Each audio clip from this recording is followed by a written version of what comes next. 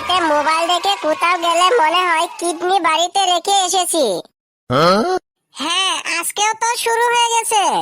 আচ্ছা বলতো, পৃথিবীর সবচেয়ে নির্লজ্জ কাকে বলে? আরে পৃথিবীর সবচেয়ে নির্লজ্জ তো তোকেই বলতে হবে।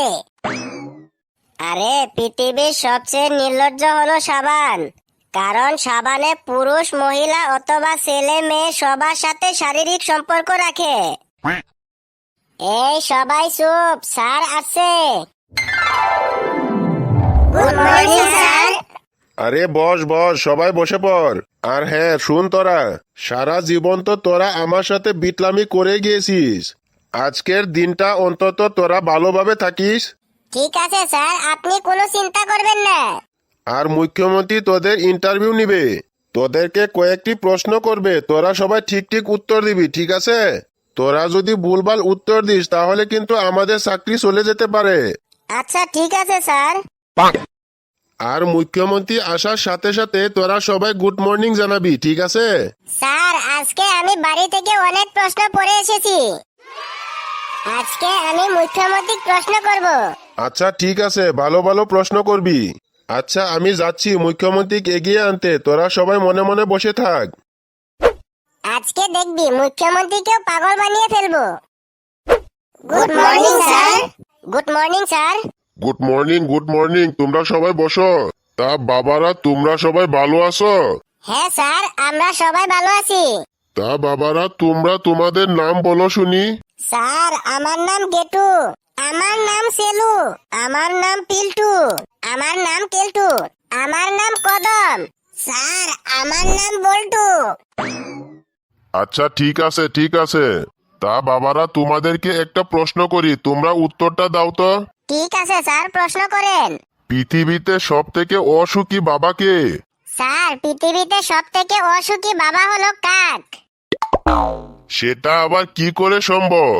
কারণ স্যার কাকের বাচ্চারা বাবাকেও কাকা বলে ডাকে।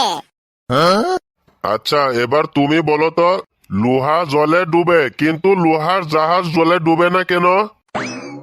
স্যার লোহার জাহাজে ড্রাইভার থাকে তো তাই লোহার জাহাজ জলে ডুবে না, আর লোহাতে কোনো ড্রাইভার থাকে না তাই লোহা জলে ডুবে যায়।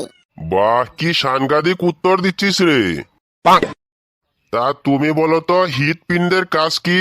স্যার সুন্দরী মেয়ের সামনে গেলে দরাজ দরাজ করা। ওরে বাবা, আমি আজকে কোথায় চলে আসলাম? এ তো দেখছি সব কটাই ইঞ্জিনিয়ার। আমরা তো প্রতিদিনই পাগল হয়ে থাকি, আজকে আপনিও হুন। স্যার আপনি কিছু বললেন কি? না স্যার, আমি কিছু বলিনি তো। আচ্ছা ঠিক আছে, এবার তুমি বলো তাজমহল কোথায় আছে? স্যার তাজমহল তো কিতাবপত্র, মোবাইল, টিভি সব জায়গাতেই আছে। আরে কোথায় আছে সেটা বলো। স্যার আমি বলবো। ঠিক আছে তুমি বলো। স্যার আমি তাজমহলের ফটো তো বিটলার ঘরে দেখেছি। আরে বাবারা, কোথায় আছে সেটা বলো। এই হারামজাদা গোলাগুলির জন্য মনে হয় আমাদের চাকরি যাবে। স্যার তাজমহল দিল্লিতে আছে।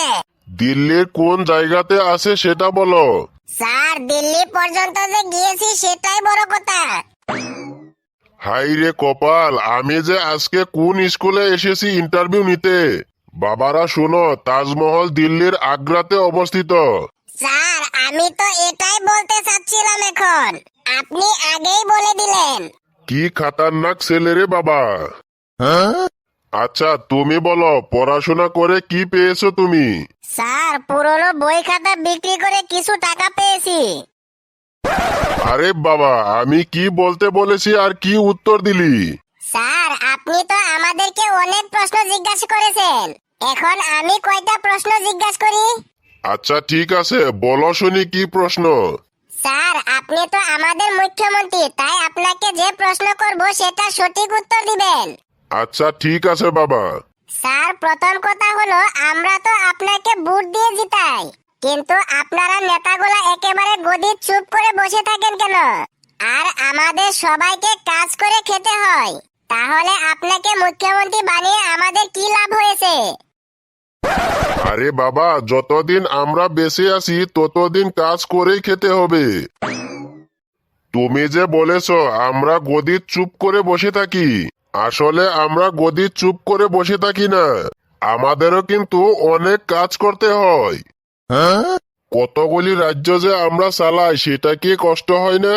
আমরাও অনেক পরিশ্রম করে থাকি। তাহলে স্যার এটা বলেন তো, আপনার তো এই সবগুলি রাজ্যের দেখাশোনা করেছেন, আর আমরা তো পরিশ্রম করে সংসার চালাই, আবার আপনাদেরকে ফ্রিতে বুট দিতে হয়। তাহলে এখন বলেন তো, আপনাদের বেশি পরিশ্রম নাকি আমাদের বেশি পরিশ্রম? আরে ছেলেটা তো দেখছি অনেক চালাক, মনে মনে যে কথাটা ভাবতে আসি সেই কথাটাই বলে ফেললো। স্যার মনে মনে কি বলছেন, উত্তর দিন। আরে কিছুই বলিনি তো। আরে বাবা, পরিশ্রম সবাই করে, তোমরাও করো আমরাও করি, কিন্তু তুলনামূলকভাবে আমরাই কিন্তু বেশি পরিশ্রম করে থাকি, কারণ আমরা এই সবগুলি রাজ্য চালাই। স্যার আপনি তো বললেন আপনারাই বেশি পরিশ্রম করে থাকেন, তাহলে আপনি 1 ঘন্টার জন্য আমাকে মুখ্যমন্ত্রীর পদটা দিন তো। আমি গদিত বসে দেখি আপনাদের বেশি পরিশ্রম নাকি আমাদের। এই খেলা জমাচ্ছে এবার, আসল কথা বলে ফেলেছে। এটা তোমার দ্বারা সম্ভব না, তোমার মাথায় এতটুক বুদ্ধি হয়েছে। স্যার কিসের অসম্ভব? একেবারে মুখ্যমন্ত্রীর পদ দিতে বলি নাই তো, 1 ঘন্টার জন্য হ্যাঁ বলেছি। 1 ঘন্টার জন্য আপনার গদিটা দিয়ে দেখান, আমি শুধু টেস্ট করব আপনাদের বেশি পরিশ্রম নাকি আমাদের বেশি পরিশ্রম।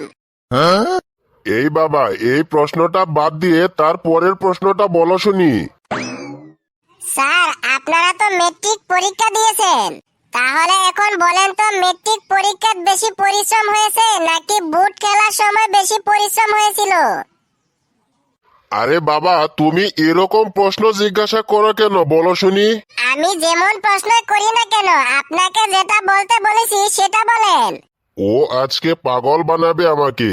আরে আমি বুটত এমনি এমনি জিতি নাই, অনেক পরিশ্রম করতে হয়েছে, কত মানুষের সাথে মিথ্যা কথা বলতে হয়েছে। এই রাজনীতি করতে হলে মিথ্যা কথা বলতে হয়, আবার সত্যি কথা বলতে হয়। এমনি এমনি কি মানুষে ভোট দিবে? মিথ্যা কথা বলে ভোট নিতে হয়। এই তোমার আরো কোনো প্রশ্ন থাকলে বলো, আমার আবার অনেক কাজ রয়েছে। আচ্ছা ঠিক আছে, প্রশ্ন করতেছি। স্যার বলেন তো, আগামী 10 বছরে এই রাজ্যে যত যুবক ছেলে রয়েছে যেগুলা এখনো বিয়ে টিয়ে করে নাই, যেমন ধরেন আমরা, তাহলে আপনি সত্যি করে বলেন তো এইগুলার বিয়ে হবে নাকি হবে না? কেন রে বাবা, কেন? সবারই বিয়ে হবে। স্যার আমার তো মনে হয় না যে আমাদের মতো যুবক ছেলেদের বিয়ে হবে। কেন রে বাবা, তোর আবার মনের ভাব এমন কেন? কারণটা হলো স্যার, আপনাদের মতো নেতা থাকতে এই এত বেকার যুবক ছেলেরা পড়ে রয়েছে কেন? কোনো চাকরি বাকরি দেয় না। যেমন ধরেন আমাকে, ইনকাম যদি না থাকে তাহলে কোনো মানুষে বেটি দিবে? উফ, এই ছেলে তো আমাকে আজকে পাগল বানিয়ে ফেলবে। না, আমার আর এখানে থাকা ঠিক হবে না, এক্ষুনি চলে যেতে হবে, না হলে আমার মান সম্মান এই ছেলেটা নষ্ট করে ফেলবে। এই তোরা চাকরির উপযুক্ত হয়েছিস নাকি?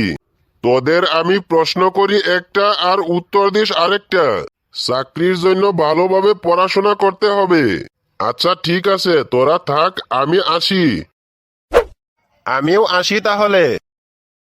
বন্ধুরা ভিডিওটিতে একটি লাইক করে দাও, আর চ্যানেলটিকে সাবস্ক্রাইব করে পাশে থাকা বেল আইকন অল করে দাও।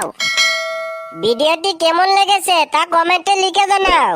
সবাই ভালো থাকো আর হাসতে থাকো।